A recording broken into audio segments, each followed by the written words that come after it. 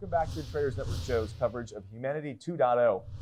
We're broadcasting worldwide from the Vatican for equities.com and our affiliated partners. My next guest, John Havens, is the Executive Director of IEEE, specifically. It's IEEE, and I'm Executive Director of a program at the larger organization. The actual Executive Director of the whole organization is a wonderful guy named Steve Welby. Hi, Steve. I'm Executive Director of the smaller program called the IEEE Global Initiative on Ethics of Autonomous and Intelligent Systems. And IEEE is the world's largest technological organization dedicated to the advancement of the benefit of technology for humanity. That is a mouthful, and you know what? The world needs some complex solutions. So, but the important thing is, you got a book that just recently got released, Ethically Aligned Design. Yep. Correct. I'd like to talk a little bit about that, but we're here for the Humanity 2.0. We're here. It just kicked off. You saw the opening ceremonies, like we all did. What does this mean for you, and why is this important? Sure. Well, I'm delighted to be invited. It's also gorgeous here at the Vatican, so it's an honor and quite humbling. I think the organization is doing a wonderful job of asking issues about how values and faith and ethics, in terms of even what people don't think about as they walk through their day, how we make our decisions based on the deep values of who we are. And the recognition that along with things like law and ethics, that people might understand formally from things like principles that, again, law or policy put out there. Most people live their lives by the laws that are sort of governed by aspects of either religion or the communities where they worship or hang out.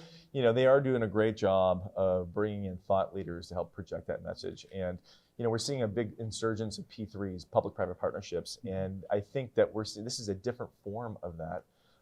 Bringing in private organizations to help project that sustainable message and impact message. You came out from New Jersey. I did. All the way out here. Maplewood, Essex County, represent. You know, we are out from New York. In fact, we see a lot of Westerners here. We had a chance to speak to the president of the university here and everything else. And it's just amazing to see the Western support for the Eastern initiatives and the European initiatives. Do you see yourself participating long-term with the Humanity 2.0? Well, I'd be honored to, you know, in the sense of, especially you mentioned the intersection of the East and the West. We have a chapter in the book called Classical Ethics in Autonomous and Intelligent Systems.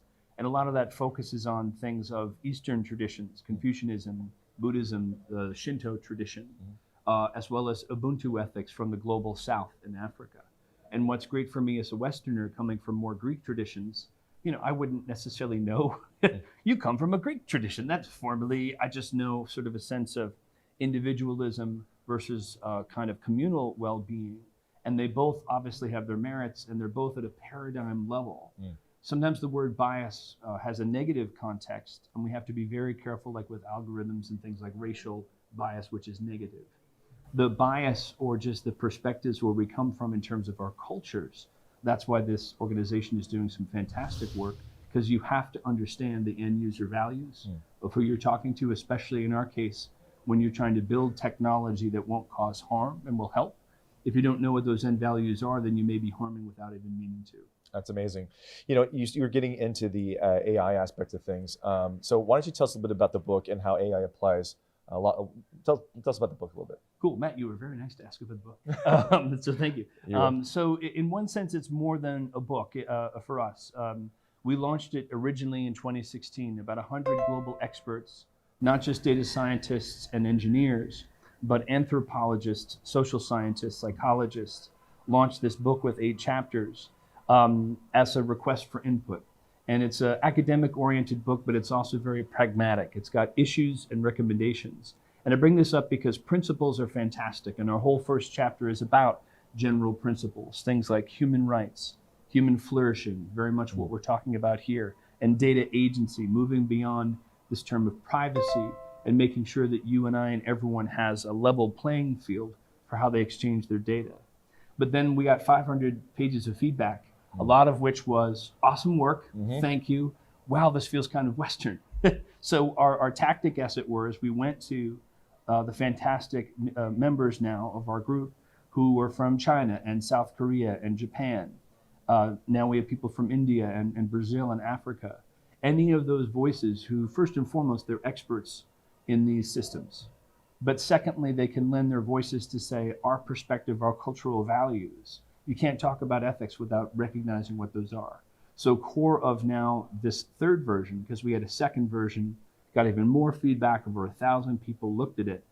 We consider it, obviously we're proud of it, but a sort of seminal resource for the algorithmic age. We designed it so that it's 3 years of work that all these experts did to save everyone else a ton of time. And that's academics, people from industry, and policymakers saying, look at this, look at these recommendations. You don't have to agree with them, but it's very hard sometimes to say, this is a recommendation after all this thought. Now we want to give some people substantive recommendations to really to work with, because we need to work and be pragmatically moving forward now. One of the other guests is attending here. In fact, he's sponsored. His name's Frank Ricotta. He's going to be on a little bit later. We're interviewing him. We're familiar with Frank. He's been on our show before at Davos, and recently signed a partnership with the International Trade Administration.